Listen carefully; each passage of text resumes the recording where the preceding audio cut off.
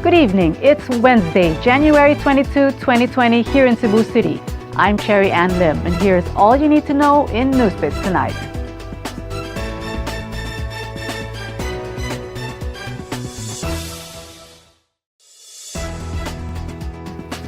Following the report of a 5-year-old child found positive for coronavirus in Cebu City, the public has been advised to wear protective masks, drink a lot of water, and take vitamins. Here's Nico Tubo for the details. The Cebu City Health Office reminded the public to avoid having physical contact with people known to have respiratory infections. This after a 5-year-old child from Wuhan, China, was found positive for coronavirus in Cebu City. City Health Officer Daisy Villas said it is advisable to wear protective masks, drink a lot of water, and take vitamin C. Villas said covering the mouth when coughing or sneezing should be practiced. The public should limit eating half-cooked food, and washing of hands should also be practiced.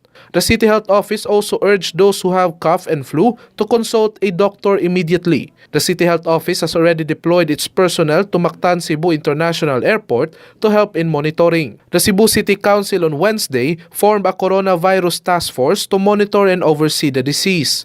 The council has requested all barangays in the city to establish their own isolation or quarantine room to monitor their constituents who have respiratory infections. Nico Tubo, NewsBits Tonight. The 5-year-old child who tested positive for coronavirus has recovered from having flu-like symptoms, according to a Department of Health official today. Here's Kenneth Torres for the details. An official of the Department of Health in Central Visayas said the 5-year-old child who tested positive for coronavirus has no longer cough and fever. DOH Central Visayas Director Jaime Bernada said they are just waiting for the confirmation from the surveillance team if the child is ready for release. Health officials are also waiting for the test results from Australia to determine which strain of coronavirus infected the child. Chinese Foreign Ministry spokesperson Geng Shuang assured the public that China have already formulated comprehensive, strict prevention and control schemes in response to the pneumonia outbreak caused by the 2019 novel coronavirus. He said China is determined to curb any momentum of spreading the virus, adding that Chinese authorities shared information of the epidemic with China's Hong Kong, Macau, and Taiwan regions in a timely manner. He said China will work with all parties to jointly tackle the epidemic and safeguard regional and global health security. Kenneth Torres, NewsBits Tonight. More stories in NewsBits Tonight after this short break.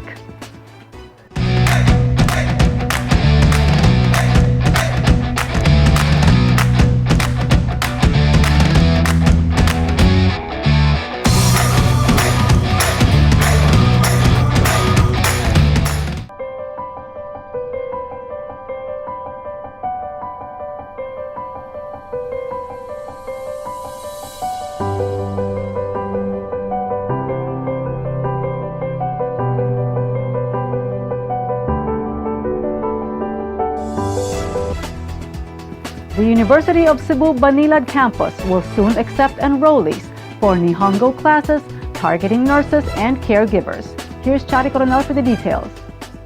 With Japan opening its labor market for 400,000 workers, the University of Cebu Banilad campus in Cebu City will start offering Nihongo classes targeting nurses and caregivers as priority professions. This after UC entered into a memorandum of agreement with the Nursing Home and Handicapped Facilities Momo Torakai Social Welfare Corporation. Located in Okuyama Prefecture, the facility has 340 bed capacity and an annual 100% occupancy rate.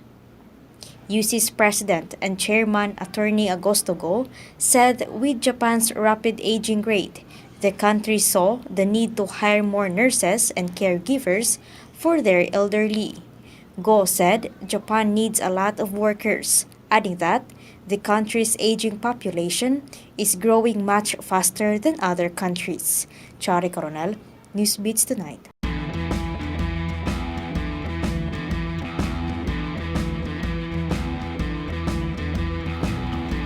For the latest in sports, here's Kenneth Torres.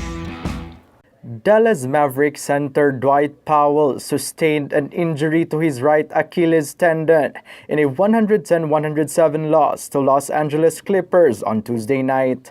Coach Rick Carlisle said they would wait on an MRI exam to determine the extent of the injury, but he said the injury was feared to be severe. Powell went down with a non-contact injury in the first quarter.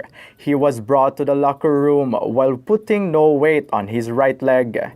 Teammate JJ Barea, who tore his right Achilles tendon last season, was upset as Powell was taken off the court. Powell has averaged nearly 10 points and 6 rebounds a game in 39 previous games.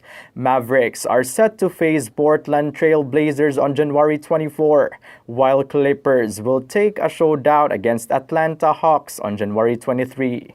Kenneth Torres, NewsBits Tonight. To get the latest, visit www.sunstar.com.ph. Follow us on our YouTube channel and official social media accounts on Twitter and Facebook. I'm Cherry Ann Lim. Good evening.